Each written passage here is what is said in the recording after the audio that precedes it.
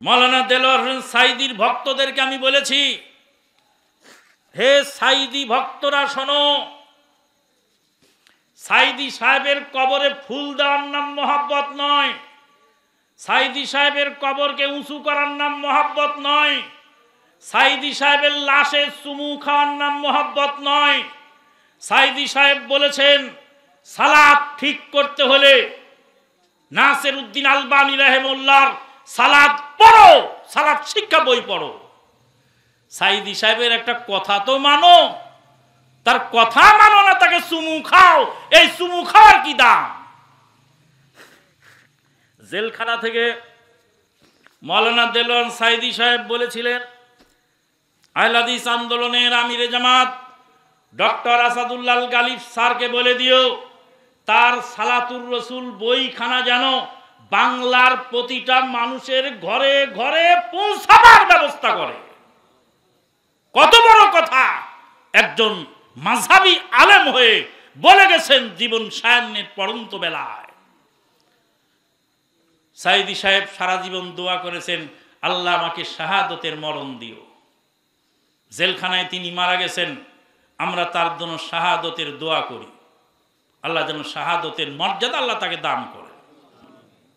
আর তাকে যদি সুকৌশলে হত্যা করা হয়ে থাকে, কেউ কেউ বলছে, আমরা তো দেখি নেই, বলার অধিকারও নেই, যদি সুকৌশলে হত্যা করা হয়ে থাকে তিনি তো শাহাদত পেয়ে গেলেন।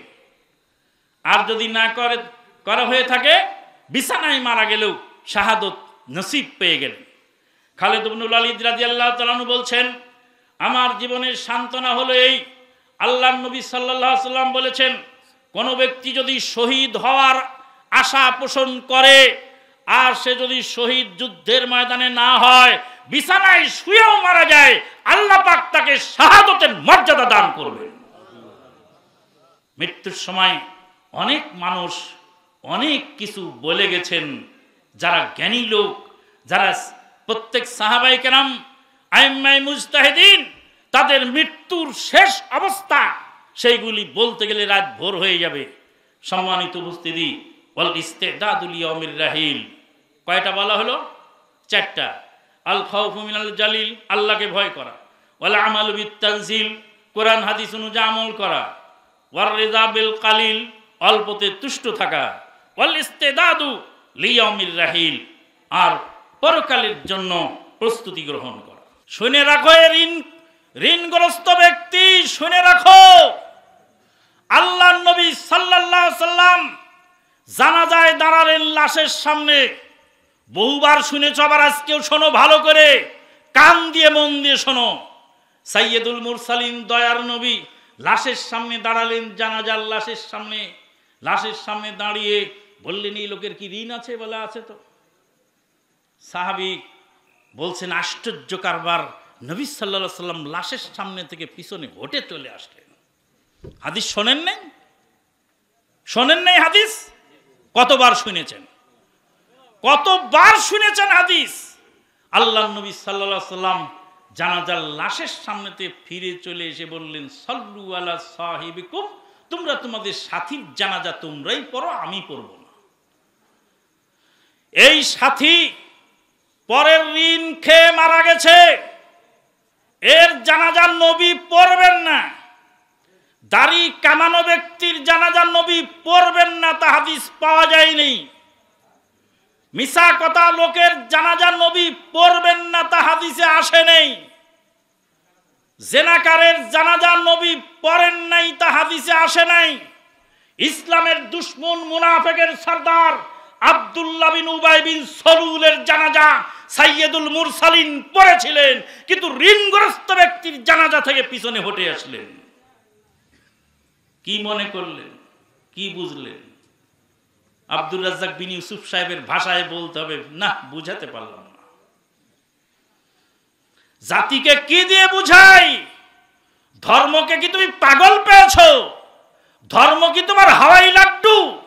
নাকি ধর্ম কি তোমার বাপের সম্পদ, যে বাপের কবরে ইচ্ছা মতো মোনাজাত করবে? ধর্মকে পাগল পেয়েছো? ভাই, আব্দুর রাজ্জাক বিন ইউসুফ সাহেবের কথাগুলি মাঝে মাঝে আমি স্মরণ করি, আশ্চর্য হই। কি কথা! গোটা জাতিকে বুঝাবার চেষ্টা করেছেন, কলিজা ফেরে চেষ্টা করেছেন বুঝাবার জন্য। সম্মানিত উপস্থিতি, বুঝাতে পারলাম না। আল্লাহর নবী মুনাফিকের জানাজা পড়ালেন। ইসলামের সবচেয়ে বড় দুশমন আব্দুল্লাহ বিন উবাই বিন সালুলের জানাজা পড়ালেন। আল্লাহর নবী, দয়ার নবী, দয়া করে নিজের গায়ের গেঞ্জি খুলে মুনাফিক আব্দুল্লাহ বিন উবাই বিন সালুলের গায়ে পরিয়ে দিয়ে নিজে কবরে রেখেছিলেন। নবীর আশা ছিল যদি আল্লাহ আমার দোয়া কবুল করে ওকে মাফ করে দেয় তো আমার তো কোনো ক্ষতি নাই। মুনাফিক ইসলামের দুশমনি করেছে, এটা আল্লাহর হক নষ্ট করেছে। কার হক? আল্লাহর হক। আর এই ঋণগ্রস্ত ব্যক্তি মারা গেছে অপরের হক নষ্ট করে। অপরের হক যারা নষ্ট করে তাদের মাফ করার দায়িত্ব আমারও নয়, আপনারও নয়, স্বয়ং আল্লাহর নবীরও নয়। স্বয়ং আল্লাহ পাক তাকে ক্ষমা করবেন না যদি সেই পাওনাদার তাকে মাফ না করে। আজকে থেকে তওবা করুন। অল্প খাবেন, শাক ভর্তা খাবেন, জমি খানিকটা বিক্রি করে দেন, ঋণ পরিশোধ করে মরার চেষ্টা করেন। আর যাদের সুদের ঋণ আছে তারা তওবা ইস্তেগফার করে ফিরে যান। ছেলের জন্য সম্পদ রেখে যাবেন, স্ত্রীর জন্য সম্পদ রেখে যাবেন, ওরা তো হাসরের ময়দানে পালিয়ে যাবে। আর আপনি মানুষের ঋণ খেয়ে মারা গেলেন, আপনার করাই কান্তিতে নেকি কেটে কেটে তারপরে আপনার কাছ থেকে নিয়ে যাবে। এই মর্মে একটি হাদিস না বলে পারলাম না। আল্লাহর নবী সাল্লাল্লাহু আলাইহি ওয়াসাল্লাম বলেন, আতাদরুনা মানিল মুফলিস, তোমরা কি জানো পৃথিবীর সবচেয়ে হতভাগা ব্যক্তিকে? সাহাবায়ে কেরামগণ বললেন, পৃথিবীর সবচেয়ে হতভাগা ব্যক্তি হয়তো যার মাল সম্পদ নাই। রাসূলুল্লাহ সাল্লাল্লাহু আলাইহি সাল্লাম বললেন, সবচেয়ে হতভাগা ব্যক্তি সেই যে হাসরের ময়দানে উঠবে অনেক নেকি নিয়ে, কিন্তু মানুষের হক নষ্ট করার কারণে আকালা মালা হাদা ওয়া শাতামা হাদা ওয়া দারাবা হাদা, অমুকরে মেরেছে, অমুকের সম্পদ অবৈধভাবে খেয়েছে। তারপরে সেই পাওনাদাররা নেকি নিয়ে চলে যাবে, পাওনাদাররা নেকি নিয়ে চলে যাবে।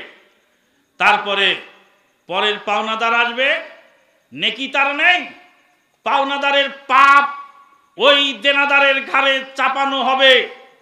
পাহাড় পরিমাণ নেকি নিয়ে জান্নাতে যেতে পারবে না।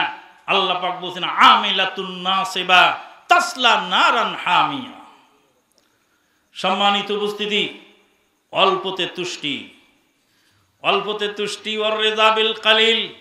অল্পতে যাদের তুষ্টি হয়, যাদের পেট ভরে যায়, চোখ ভরে যায়, তারা পৃথিবীর সবচেয়ে বড় সম্মানিত এবং সবচেয়ে সুখী মানুষ। আল্লাহর নবী সাল্লাল্লাহু আলাইহি ওয়াসাল্লাম বলেন, মান আমিনা ফি সিরবিহি ওয়া মুআফাতুন বিবাদানিহি ওয়া ইনদাহু কুতু ইয়াউমিহি কাআন্নামা হিজাত লাহুদ দুনিয়া বিহাযাফিরিহা আই বিকবজিহা ওয়া কাযীদিহা।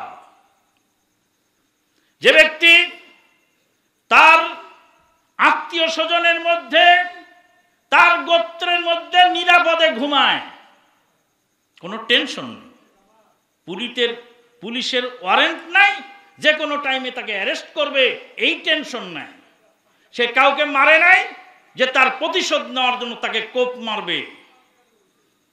যারা অপরাধী তারা সবসময় টেনশনে থাকে, আর যারা নিরপরাধ তারা রাস্তায় হেঁটে বেড়ায়, কোনো টেনশন তাদের কাজ করে না। সম্মানিত উপস্থিতি, ওয়া মুআফাতুন বিবাদানিহি, শারীরিকভাবে সুস্থ। শারীরিক সুস্থতার কত দাম সেদিন আমি আমানুল্লাহ বুঝলাম। যেদিন এয়ারপোর্টে বসেছিলাম, যশোর এয়ারপোর্টে, ভাই মুজাফফর বিন মহসিন নেমে গেলেন আর বললেন, শেখ আসেন যাই। আমি বললাম যে হুইল চেয়ার না আসলে আমি যেতে পারবো না। মুজাফফর ভাই কথাটা শুনতে না পেরে নেমে চলে গেলেন।